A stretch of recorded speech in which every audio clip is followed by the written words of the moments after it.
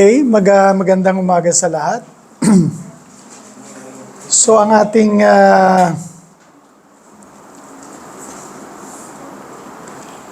pinag-aaralan sa buwan na to is Christian living. At medyo practical tayo ngayon. We are talking about sanctification. At napag-aralan natin yung the book of Romans, mula chapter 1 hanggang chapter 11. And we notice, of course, na ito ay tungkol sa doktrina. It's all about doctrines. And it's all about the doctrine of salvation. And therefore, dito sa chapter 12 hanggang chapter 16, we will find the practical implication of being a Christian. Ang isang tao na tumanggap sa Panginoon or tinanggap ng Panginoon. At dito sa chapter 12 na to, immediately in the front, makikita natin kung ano yung magiging reaksyon natin bilang mga tao na tinawag ng Panginoon. The mark of a true Christian.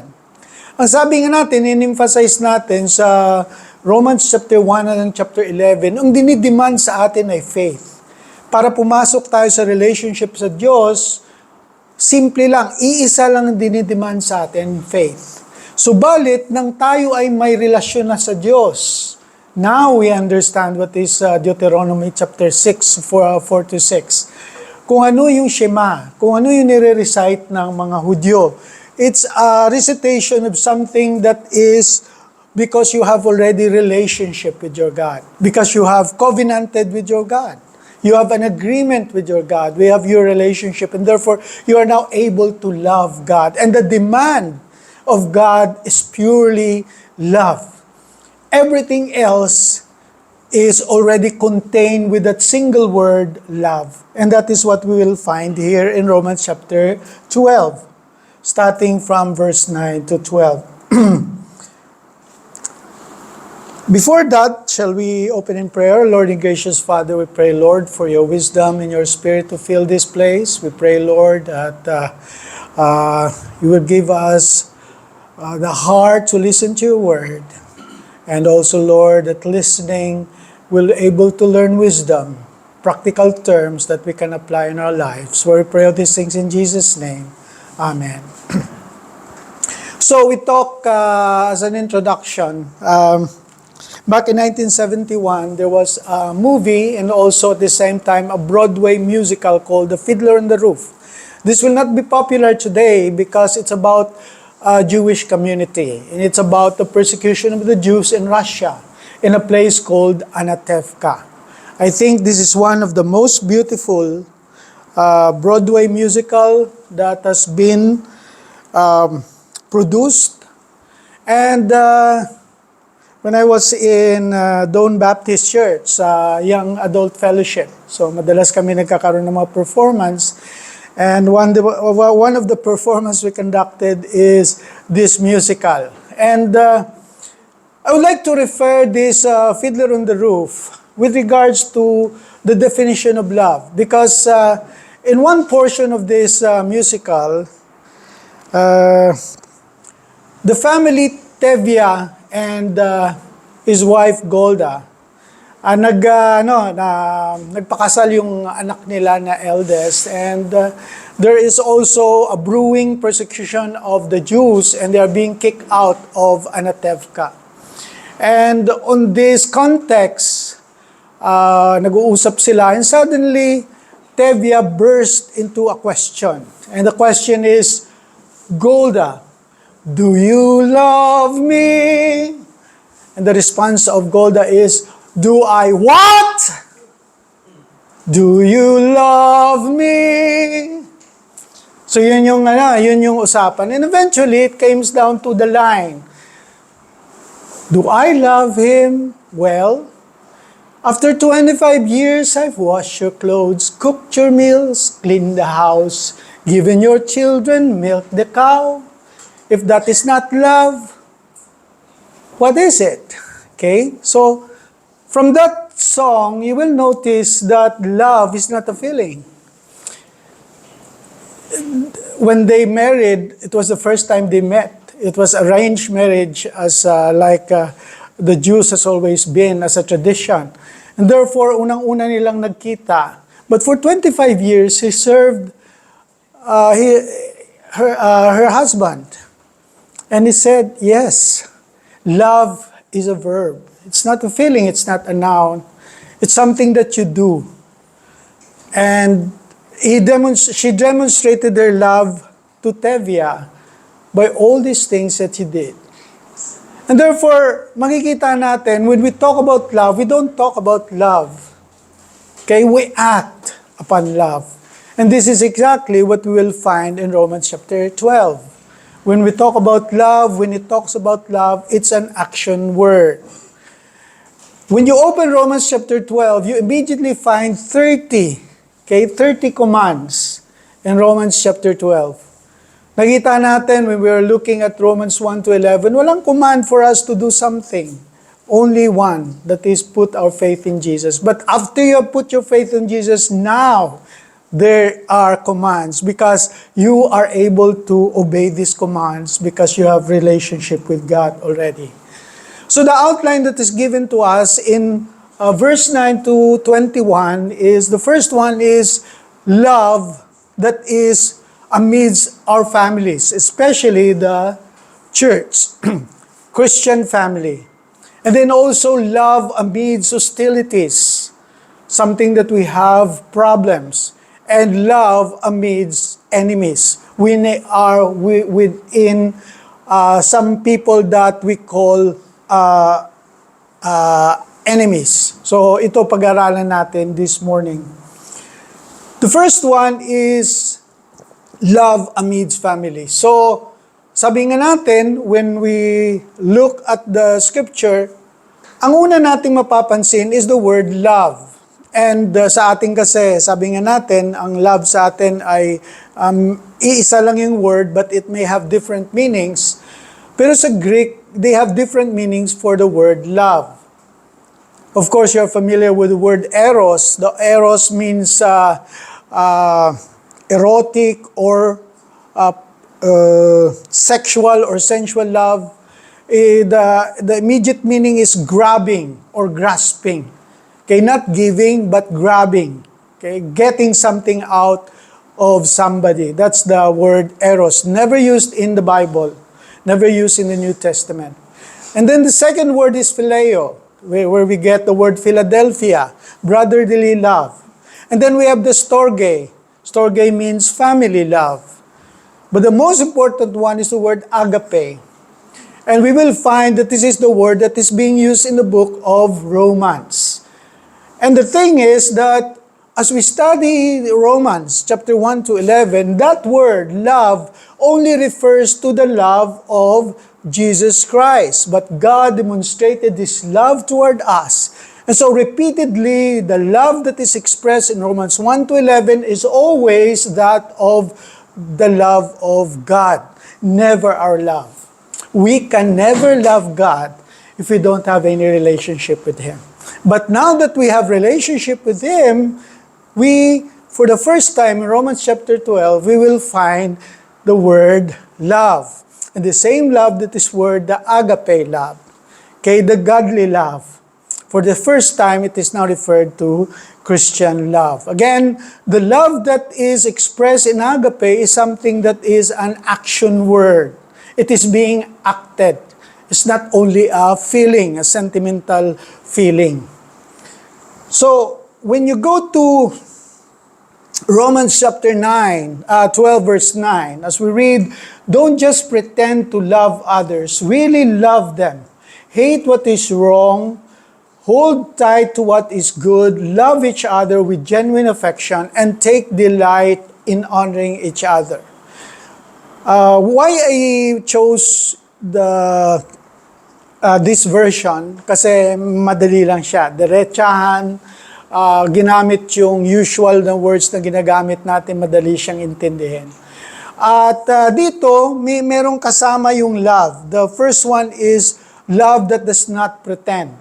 Then this is a real love. And this is a genuine love. Okay? So pag tiningnan mo, halos pare-parehas. When you talk about pretend, okay, pretend, that is one thing that Jesus hate. Actually, the word there is hypocrisy. The word is hypocrisy, meaning that you're doing something mechanically without your whole being acting upon it. When we talk about hypocrisy, kasama siya dun sa pinag-aralan natin about the Trinity. Nung pinag-aralan natin yung sinasabi natin na sa Billianism, when you are doing a play, sa Greek ballet, they have their teatro, and within the teatro, iisa lang yung character. And he is acting on different personalities. At ang gagawin niya lang is, he will be wearing a mask. Okay, sabi ko nga, yung mask na nakangiti, yung mask na malungkot, so tinatakip niya lang dun sa mukha niya. And that is what we call hypocrisy. You pretend to be somebody else. Okay? So, ito yung sinasabi dito na pag nandito tayo, walang pretension. We are not allowed to be hypocrites. Because of what? Because of love. Because love is no hypocrisy. So, pag nagtitipon tayo, kailangan totoo. Totoo tayong tao. Kung galit tayo, edi galit tayo. Ganun yung ekspresyon ng kung maligaya tayo. Hindi pwedeng dumarating tayo dito and then we suddenly have the mask. Palagi tayo nakangiti lang, ang sama-sama na ng loob natin, ang dami nating problema, nakangiti tayo. Pag marami tayong problema, you bring it here and then share it with the community, with the family. Yun yung is being asked of us by the Apostle Paul as a mark of a true Christian. No pretension, no hypocrisy, no masks. And therefore, totoo yung pagmamahal. So that we can show real love. And then third, because it is love that is real, it has to have genuine affection and take delight in honoring each other. Ang ekspresyon ng pagmamahal ay kung inaangat natin ang ibang tao. Palagi inuulit ni Pastor Ayan at inuulit ko rin na dapat hindi natin inaangat yung ating bangko, yung sa ating sarili. Hindi kami tumatayo dito, hindi kayo tatayo o upo dyan para kayo sumikat. Okay? Ang gusto natin sumikat ay ang ating Panginoon at yung kasamahan natin. Ito yung nagiging emphasis ng Christian love and Christian devotion. The second command that you will notice immediately upon love, okay? Magtataka kayo, sabi niya love, but then sabi niya susunod na statement niya hate. Love and hate. So ito yung pagmamahal, ito dapat awayin nyo. Dapat hate nyo to. And that is hate what is wrong. Ano yung other terms na ginagamit yan? We do not tolerate evil. We do not tolerate wrongdoing. We must not tolerate sin in our midst. So, ito, isang challenge ito sa simbahan. Kasi kung minsan, may mga hindi ka tanggap-tanggap. Mga bagay na alam natin na hindi katanggap-tanggap na behavior or character na pinapakita na ating mga kasama, pinapabayaan natin. Example ko na lang, LGBTQ. Kung minsan may kasamaan tayo na talagang umaakto siya, okay? Na siya ay lalaki pero umaakto siya na isa siyang babae. Okay? We do not tolerate that. Hindi natin pwede tolerate. We don't reject people that visits here, but when he applies for membership, when he wants to covenant, okay, to be with the church, kailangan he has to address that sin, and we have to identify that it is sin. Hindi natin pwede, nakikita natin, nagli-lipstick siya, talagang mataray ang dating. Tapos nagsasalita dito sa harap, o di kaya nagtuturo or what. We cannot do that. We cannot tolerate sin. And therefore, ito yung yung tatandaan natin na not only loving, but also hating. Loving what is good and hating what is evil. So, yun yung ibig sabihin ng love. There is the counterpart to it. Second one is also, makikita natin dito kung ano yung ibig sabihin ng expression of love. How do we love amidst our church family? Even in our own families, ano makikita natin? Okay, in verse 11, sabi, never be lazy, but work hard and serve the Lord enthusiastically. Okay? Maganda na mapapansin natin kaagad. Number one, sa mga Baptist, ito yung very known sa mga Baptist. Na pag kumanta daw tayo, talagang kumakanta tayo. Kasi pagka sa ibang churches, binubulong nila yung kanta. Pag kumakanta sila, there is no enthusiasm. Pero pag Baptist daw, particularly yung mga grupo natin, kaya talagang sabi nila, talagang enjoy na enjoy kayo sa kanta nyo because we're doing it enthusiastically. And that is what is being commanded to us. That is how we express what we call love. Ang problema lang, kung inuutos natin ito, if the person is alive, buhay siya, medyo matamlay lang, okay yun. Ma-encourage mo siya maging enthusiastic. Pero pag patay siya, if a person is dead, kahit anong talon-talon mo, walang joy yun, walang enthusiasm yun. Kasi wala naman siyang spiritual life. He is spiritually dead. So magtataka ka minsan, probably, may kapatid tayo talagang walang joy.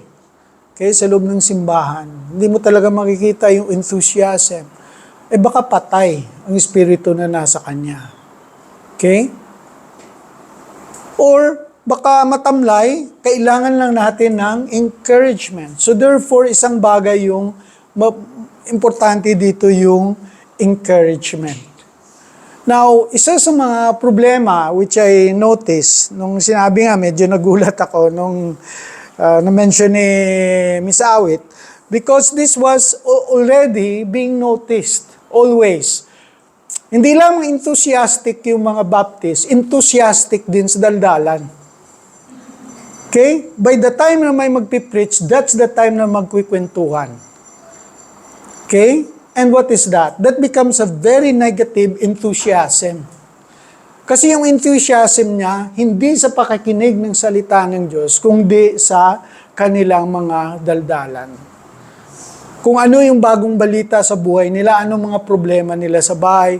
I understand that is part of fellowship, but that is not being done in a preaching setting. Okay? Kailangan dapat maintindihan natin yon. When we remember si Jesus, when he was walking with the two men from on the road to Emmaus, nung nagsasalita yung Panginoon, and then nung umalis na yung Panginoon, sabi niya, do you feel that? There is a burning flame inside our hearts when Jesus starts speaking. Nung nagsasalita siya, na susunog yung ating mga puso. Ganun yung enthusiasm na tinatawag sa atin, especially in a church setting. Na kung sino man, kahit sino yung nakatayo dito, dapat andun sa puso natin, sa isipan natin, to listen to God's Word with enthusiasm. The second one is the expression of love, ready to help, and hospitality. Ang sabi rito, when God's people are in need, be ready to help them, always be eager to practice hospitality. And that is one thing na talagang I don't like na meron tayong gugrupuin na ang simbahan and then merong what do you call that? Yung how do you yung ginugrupo yung we divide the church into what do you call that? Council committees. So committees doon sa hospitality, ganyan. So sila lang dapat hospitality. Sila lang yung hospitable. So, ang assignment nila, usually mga usher. So, yung mga usher, i-assign dyan, sila yung tatanggap ng mga bisita. Magandang idea kasi definitely, talagang hindi mo na pag bisita, may magpa-process sa kanila, showing hospitality. Pero hindi ito yung sinasabi ng Bible about being hospitable. It is each and every one of us. Therefore, ang manunotice ko na mabilis tayo mag-click eh. Okay? Nandito tayo. Pagtapos ng service, alam ko na kaagad kung sino yung magtitipon-tipon eh. Ewan ko kung napapansin nyo yon. The same people, ititipon-tipon, and then what happens? Yung hospitality. Yung mga bisita, naiiwan yon. Yung mga walang click, naiiwan na. Na-isolate na. And you will immediately notice that. Okay? And these people will just go out. Doon na lang sila sa labas kasi nobody talks to them. Wala naman nagtatanong, kumusta ka na? May anong sitwasyon ngayon sa family, sa trabaho, health mo, kumusta? Di mo alam pala, may cancer yung kasama natin. Napunta dito para makakita ng comfort, ng help sa atin, walang makita. Ito yung demand na tinatawag ni Paul na characteristic ni Jesus. Si Jesus is always ready to help. Na kailangan very sensitive tayo on the people around us. So isang bagay na dapat tatandaan natin. At sana ito'y pumasok sa puso natin at maging ekspresyon ng pang-araw-araw natin na pamumuhay dito sa ating simbahan of showing hospitality and being ready always to help. Now, pag binasa mo yung kasi kailangan natin, pag pinag-aralan natin yung Romans chapter 12 verse 9 to 21, we also want to see the structure. Paano ba sinusulat? Parang sabi ko, parang lang siya parang random ba? Parang ranting lang si Apostle Paul. Pero actually, there is a structure. And one of the structures na makikita natin is the contrasting expressions of love. Ito yung love, ito hindi love to. And we can see that in verse 14, 17, 19, and 21. Sasabihin dito ni Apostle Paul, bless those who persecute you. Okay, bless, don't curse. The opposite of blessing is cursing. Pray that God will bless them. In verse 17, sabi niya, never pay back evil with more evil. In fact, ang sabihin niya dito, you do good to those who do evil against you. And then, do not take revenge. And what do you do? Because you're not taking revenge, okay, leave it for the righteous anger of God. And again, in verse 21, repeating what is in 17, sabi niya, don't let evil conquer you, but conquer evil by doing good. So yung evil, don't do that. Instead, what you do is good. And by that, you are able to conquer evil. Napakahirap isipin ito. Especially kasi nanonood niya ako, kung minsan sumasama yung pakiramdam ko, kasi down na down ka, when you watch yung Gaza, yung wala ng everybody is some sort of wala ng justice, tapos some people are just doing evil for evil. Ang response galit, so response galit. Wala nang pagmamahal, wala ka nang makitang pagmamahal. Sabi nga, evil begets evil. Hate begets more hate. But that is not the Christian way. Tinatawag sa atin, pag masama ang ginagawa sa atin, okay, we still continue to do good. Hindi tayo dapat na ma-manipulate ng mga tao kung anong yung ginagawa nila. We are independent of what they are doing. Kahit anong sama yung ginagawa nila, we have a decision to make on our own and not to respond to whatever evil they are doing to us. Napakahirap pag hindi ka Christian. Kaya nga itong mga sinasabi rito ay only for Christians. Dahil only Christians can do this. Why? Because they have the Holy Spirit. They have the renewed Spirit. That's the only way. Pero kung sasabihin mo, gagawin dito hindi Kristiyano, I tell you, okay, it's impossible and only by the grace of God na may mga tao na hindi Kristiyano gagawin ito. Na magre-respond sa evil with good. And verse 14 specifically, ang sabi rito ni Paul, bless those who persecute you, don't curse them, pray that God will bless them, be happy with those who are happy, and weep with those who weep. Anong ibig sabihin nito? Okay? That we should show sympathy. Sympathy. Madalas, meron na tayo sa atin, of course, it's a reality in life na mamatayan tayo. Okay? May mga sakit tayo, may masamang nangyayari sa atin. And the only thing that we can do actually, madalas is just to weep with those who weep.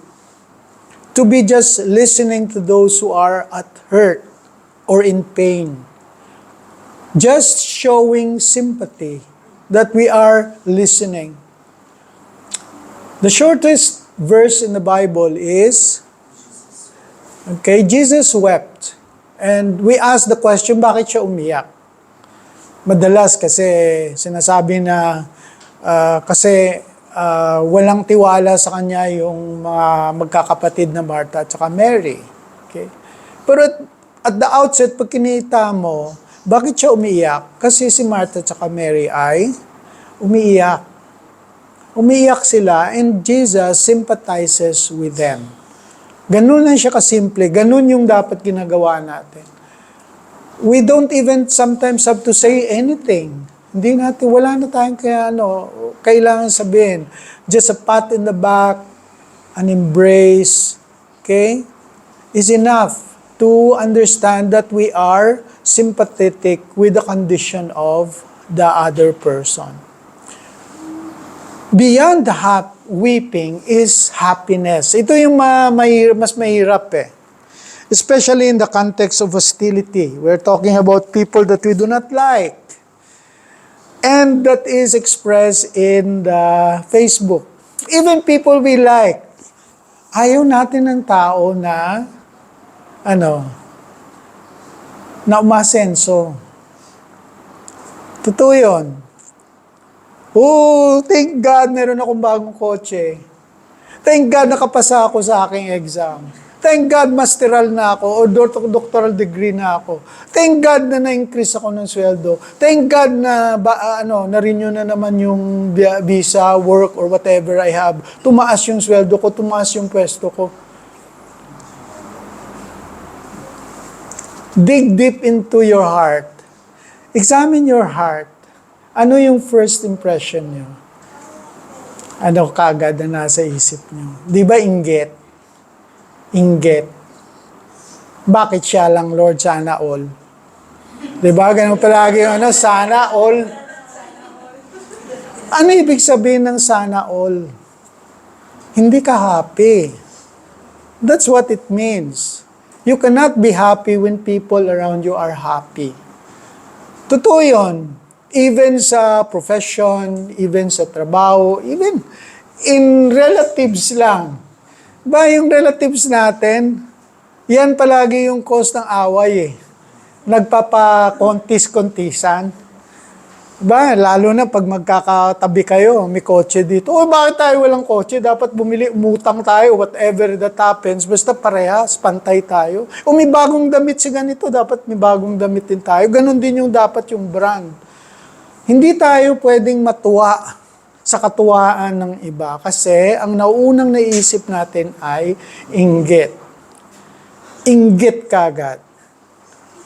We cannot sympathize with the happiness of other people. And this is remarkably understood by the Apostle Paul. And sabi niya, because you are now new creatures, ito dapat yung gagawin nyo. You are now able to do this. You can now overcome your inggit with your other relatives, other friends, other church family, church members. Secondly is the specific expressions of love in terms of harmony. Sabi natin kanina, symphony, ngayon ito naman is harmony. Anong harmony dito? Dalawang bagay. In terms of Christians na kasama mo, and then the non-Christians. Ang una dito, which medyo kaiba yung translations, live in harmony with each other. Don't be too proud to enjoy the company of ordinary people. And don't think you know it all. So, yung sinasabi company of ordinary people. I understand this na madalas tayo, sabi ko nga kanina na meron tayo kaagad click eh. And that click usually is on our level. Pare-parehas tayo. Sabi nga, birds of the same feather, ganon, flock together. So, pagka medyo mababa yung tingin natin sa iba nating kasamahan, ano nangyayari? Sinisipwera. Ayaw natin yan. Small time yan eh. Tayo big time. You will find that, kasi ito maliit yung church natin, kaya hindi natin kagad mapapansin to. Mapapansin natin yan sa malalaking simbahan. Because in big churches, makikita natin kaagad yun na ni kausap, ni prayer, I experienced this na sa prayer meeting, di ba, nag-grouping, katabi mo na, maghihiwalay pa. Hanapin pa yung mga kabarkads niya or mga ka-level niya. Dahil sila mga professional, dahil sila yung mga manager, dahil sila yung mga, kung ano pa, estudyante lang ako nun eh.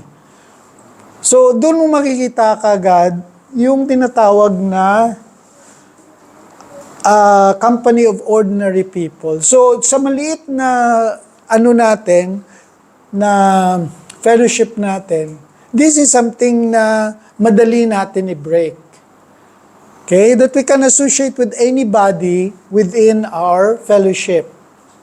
The second alternative reading or writing of this is, don't be too proud not to enjoy menial labor. So, ang menial labor dito, yung mga paghuhugas ng pinggan, pagwawalis, okay, paglilinis ng So, madalas sa isip natin, above ako dyan, mataas ako dyan, ano ba yan, bakit ako maghuhugas ng pinggan? Kaya magdadala na ako ng plastic, o di kaya papel na wala na akong hugasan. Hindi naman, okay lang yan, no problema. Pero masarap yung matigas na kutsara at saka But what I'm saying is, madalas kuminsan naisip natin na hindi natin kayang mapakumbaba yung sarili natin sa sitwasyon na kuminsan sabihin natin, hindi naman natin ginagawa ito sa bahay. Ganun na pag-iisip. Some of the Christians, yung mga bilyonaryo ng mga Christians like Paul Getty, nagano ng Sunday school, nagbabantay ng mga bata, mga bilyonaryo yan. They're doing menial labors for the sake of Jesus Christ. So, ito yung maganda kasi actually this is one thing na sa loob ng sa Christian church na kuminsan tinitake advantage din. Kasi pagka nasa church, yung totoong simbahan, pantay-pantay eh. Presidente ka man dyan, ordinaryong janitor ka dyan, pantay lang kayo. Brother kayo lahat, sister kayo lahat. So kung minsan take advantage, tapos, ito pala si Presidente, may problema ko, may i-recommend ako. So nagiging part ng business yung fellowship. But what we are saying is, na dito talaga makikita yung tinatawag na Christianity. Pantay-pantay ang bawat isa. And this is what we are looking at sa pagtuturo ni Apostle Paul. Now, sa verse 17, ang sinasabi niya rito, do things in such a way that everyone can see you are honorable. Do all that you can live in peace with everyone. So we're talking about hostilities. Probably sa loob ng ating mga eskwelahan, sa ating mga bahay. So, hindi mo mapipigilan na meron talagang mga tinatawag natin Cold War. Okay? Ibig sabihin ng Cold War, may mga tao na ayaw natin maharap o ayaw natin makita. At dito sinasabi sa atin na in everything, kailangan ang Kristiyano yung mag-i-initiate. Ano ibig sabihin na mag-i-initiate? Na siya yung mag-initiate ng conversation, kahit ini-snub ka na, kinakausap mo pa rin. Okay? You try to be peaceful. Okay? Nakasimangot, pagka narap ka, simangot, nakangiti ka pa rin, smile ka pa rin, hello ka pa rin, sawadikap ka pa rin. Okay? Ganun pa rin yung expression mo na tinatawa. Anong ibig sabihin dito? We always initiate. Okay? If you notice na peace is something that is very important, especially in the context of the Old Testament. In fact, in the prayer that we have sa Numbers chapter 6, the Israelite prayer, ang pinaka-last nun, and give us peace. Peace for Jerusalem. Jerusalem, the word is the city of peace. Shalom. Shalom. So, para sa gitna ng hostility, ng masamang loob sa loob ng isang simbahan or sa loob ng ating mga opisina, sa ating mga bahay, sa ating mga kamag-anak, tayo, ang demand ng Bible is we initiate. Tayo dapat yung initiate ng peace. When you remember the Sermon on the Mount, blessed are the peacemakers. Okay? For they shall inherit the earth. Ewan ko tama yun. Okay? So, importante yung sinasabi rito that we initiate things like this. And lastly, sa verse 19 up to verse 21, dear friends, never take revenge.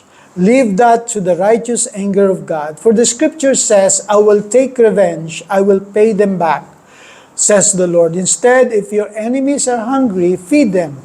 If they are thirsty, give them something to drink. And doing this, you will heap burning coals of shame in their heads. Don't let evil conquer you, but conquer evil by doing good.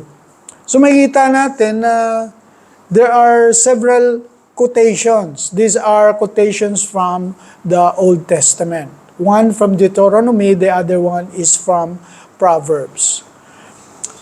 We continue to love amidst, in the middle of our enemies. Ito talagang, ang isa kasi hostility lang eh.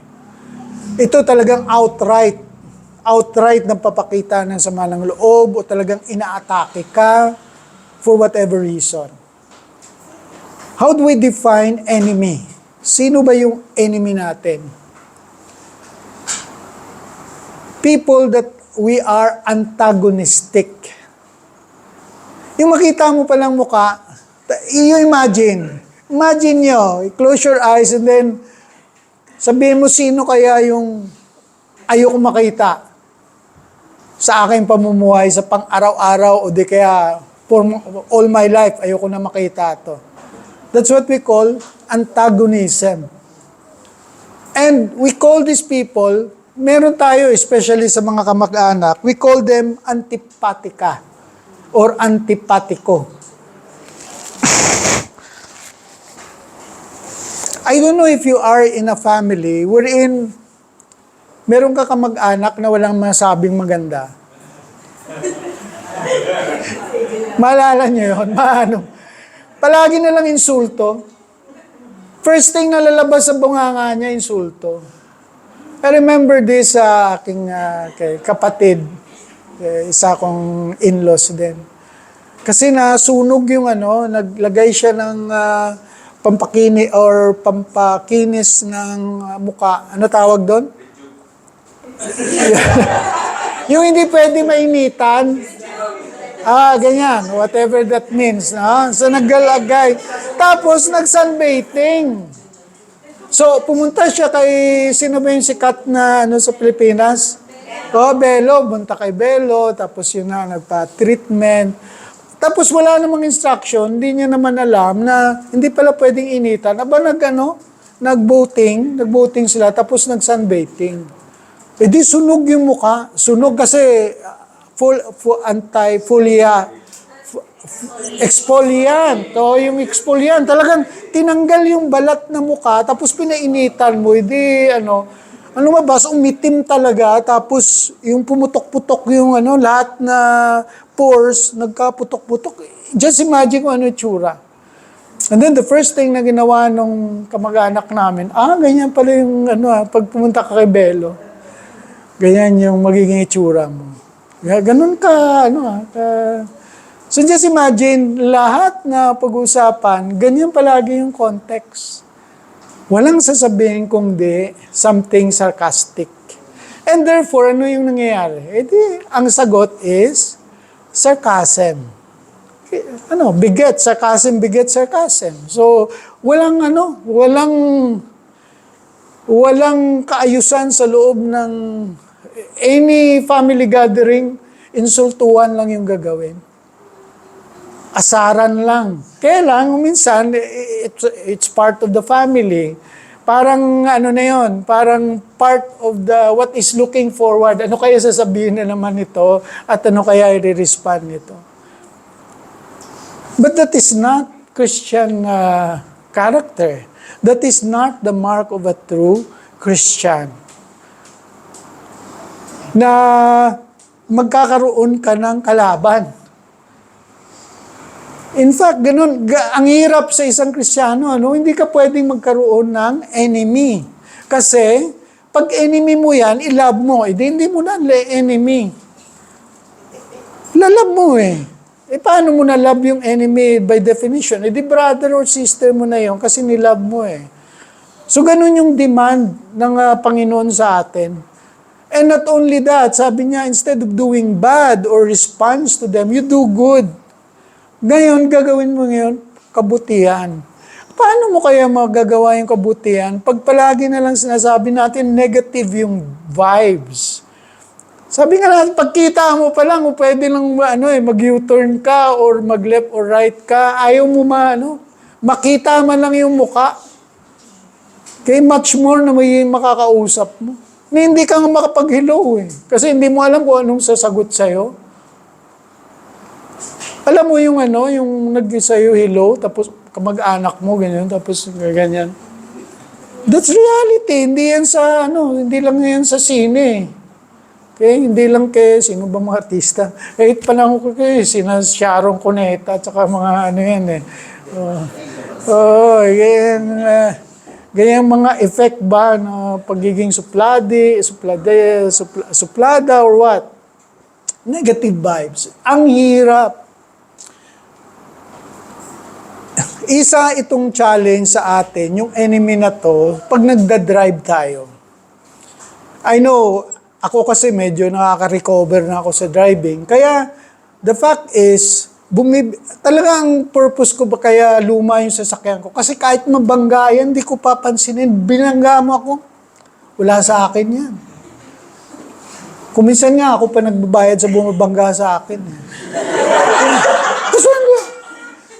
Luma naman yung sasakyan ko, hindi naman ako nasaktan. Ang tigas-tigas nung kotse ko, kahit luma yan. So, pero tingnan mo yung mga yung mga bago, ang gara. Na-vertical lang, halos papatayin yung yung kotse ko, bagong-bago to, hindi pa to nabayaran kompleto, Ganyan yung tirada. Alam mo, pag nagda-drive ka, naghahanap ka ng away. Papansin nyo yun, pag nagda-drive ka, talagang naghahanap ka ng away. Even the way you drive. Ka lang, drive ka. Nakakalalaki ka. Ganyan. Kotse, motor, kahit kahit bisikleta nga bisikleta kami sa Suwar ng Pumdon. Lalaki yung tanda-tanda na nagbabanatan pa. Ganun lang kasimple, driving lang yon. Talagang naghahanap ka ng kalaban. Kasi parang lahat ng makikita mo sa kali, kalaban mo eh. Now, going to David, si David, sa life ni David, may mga tao talaga na antipatiko sa kanya. Wala siyang magawang mabuti. And one of that was King Saul. King Saul, lumalaban siya para sa kay King Saul, gumagawa siya ng mga bagay para kay King Saul, nasawa niya yung anak niya for King Saul, pero si King Saul always nasa mind niya, kalaban ko tong David na to. He is after my kingdom, he is after my position as king. So walang magawa si David na mabuti, puro negative ang nasa isip ni Saul, King Saul. Pero makikita mo dun sa istorya kung ano yung pagiging totoong Christian. Okay? Wala pang Christianity, wala pa si Christ, pero si David, Christian. Kasi anong palaging sinasabi niya, I cannot harm the Lord's anointed. And one of the grandest, yung last na nangyari sa kanya was, nagtatago sila, inahabol siya ni Saul, pumasok sila sa kuweba. E ba sa lahat ba ng mga lulugar na pupuntahan ni Saul, doon pa siya pumasok din. Sa kuweba din. At anong ginawa ni David? Tinanggal, kinat yung damit niya. Paglabas ni Saul, malayo na siya, labas si David, sabi niya, kung gusto kitang patayin, patay ka na. Andito, tingnan mo yung damit mo at putol yan. Andito yung punit na damit mo. And by that time, sabi ni Saul, talagang totoo ka. Hindi mo talaga ako gustong patayin. And from that time on, namatay lang si Saul, hindi niya na binalikan si David. That is the Christian character that is being demanded to us. The greatest example of this is Jesus. Jesus was the one who commanded this in the Sermon on the Mount. Sinabi niya na, okay, bless those who bless you, no. Don't you do love your enemy, love your neighbors but hate your enemies. Pero sabi niya, no. Okay, what do you do with your enemies?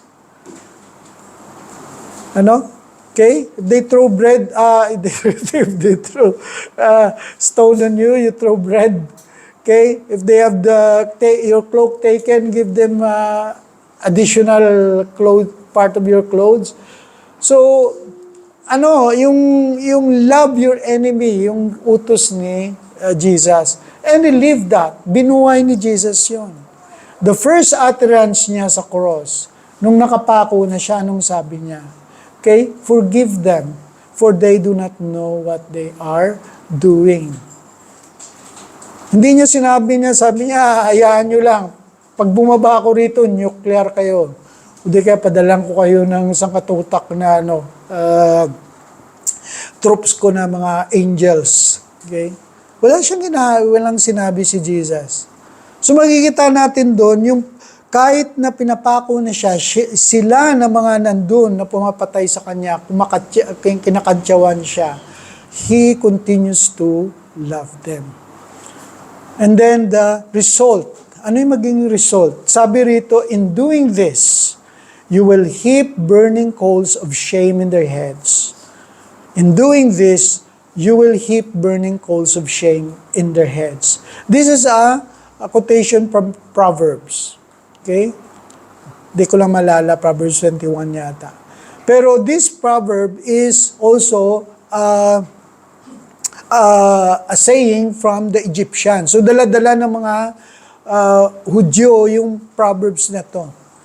And the thing that we will understand dito is yung pag may ginawa kang mabuti sa isang kalaban mo, yung feeling, okay, of shame. Ang dinidescribe dito parang may uling sa ulo nila na sumusunog sa katawan nila. Ganun yung magiging feeling pag may ginawa kang mabuti doon sa hindi nila in-expect na gagawin mo mabuti. Because they understand na ang response palagi is hate and evil against evil. Pero sa'yo, ang response is love.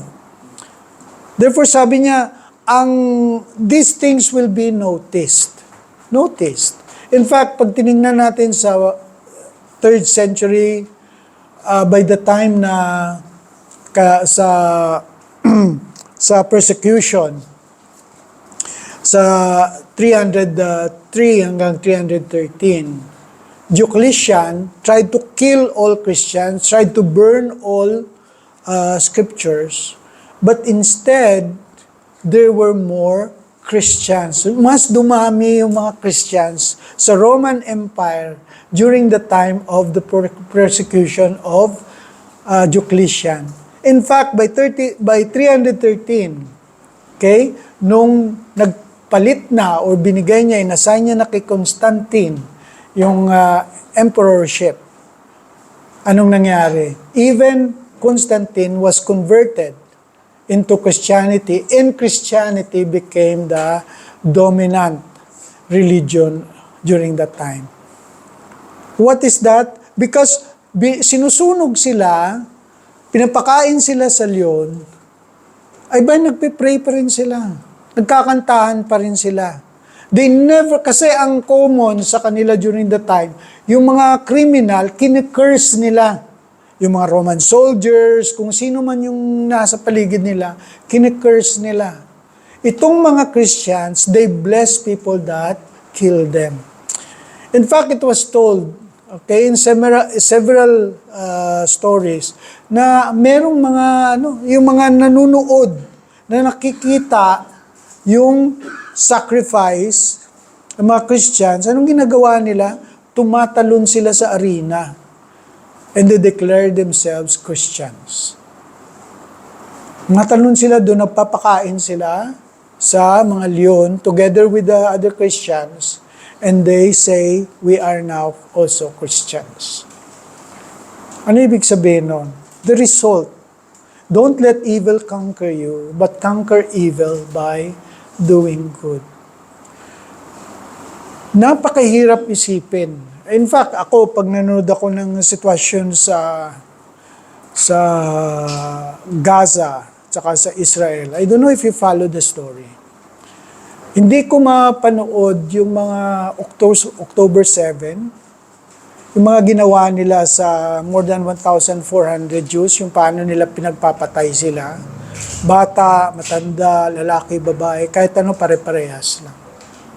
So, ano kaya yung magiging ekspresyon ng mga Hudyo sa ginawa ng mga Palestinian sa kanila? Kasi hindi lang Hamas yung umatake sa kanila. Actually, it's the Palestinian population. Yung mga kumuha doon, yung mga nag-hostage, hindi mga Hamas A lot of them, ang nag-hostage, mga Palestinians. Ordinary Palestinian citizens, papasok sila dun sa encroachment, tapos huliin nila yung mga Israeli, tapos bebenta nila sa Hamas for a price. So ano imagine mo yung Hudyo? Ano kaya maging response ng Hudyo? At the very beginning, alam ko na kung ano magagyayari. Because they're not Christians. They do not have any relationship with Jesus. Therefore, ano sa kanila? Okay? Evil begets evil. Evil yung ginawa nyo sa amin. We will do that the same to you. Kaya may kausap ako sa kaibigan ko, nasa US ngayon. Sabi niya, galit na galit yung mga Amerikano sa mga taga-Israel. Sabi ganon. So, in-explain ko sa kanya yung hindi niya alam hindi niya alam na ang Israel andun na pa 3,000 years ago sa, 4,000 years ago, si Abraham pa lang andun na sa Palestine, hanggang sa time ni Moses. Ang banang Israel ay andun na 3,000 years ago sa time ni King David. So basta sinasabi niya, Amerikano ngayon galit na galit sa mga Hudyo. Paano sila? Talagang kampi nila yung mga Palestinian. Okay? Dahil Dahil sa response ng Israel. Pag nakita mo yung nangyayari sa Gaza, hindi mo maintindihan kung sino kakampihan mo. Kung kakampihan po ba yung Palestinian o yung mga Israel.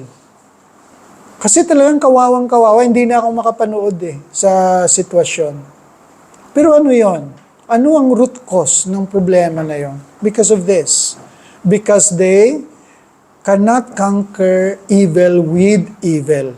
The only way that you can conquer evil is doing good. Ito yung sinasabi dito ni Paul. So sa atin, sa ating mga sitwasyon ngayon, may mga problema ba tayo? May mga kalaban tayo sa bahay, sa ating pamilya, sa ating mga opisina? Pag-isipan natin, may kalaban ba tayo na yung talagang isip natin, evil begets evil. Kung masama yung ginagawa niya sa akin, gagawan ko rin siya ng masama. Sinasabi sa atin dito, okay, we as true Christians cannot do that. And it has been shown by King David, by Jesus, by the early Christians, that the only way to conquer evil is by doing good. And that is the teaching that we'll find in Romans chapter 12. Shall we pray? Lord and gracious Father, we praise you and thank you, Lord, that because we have now relationship with you through faith in the Lord Jesus Christ, that we are able to conquer all of this, that we can still continue to love in the midst of our Christian families and other families. We can still love in the midst of hostilities, and we can continue to love in the midst of our enemies. We pray, Lord, na magkaroon kami talaga ng totoong puso, na pusong binago mo, na hindi na siya, ang perspektibo ay ang pamumuhay ng ordinaryo na tao, kundi ang espesyal, an extraordinary life of being a Christian. For we pray these things in Jesus' name. Amen.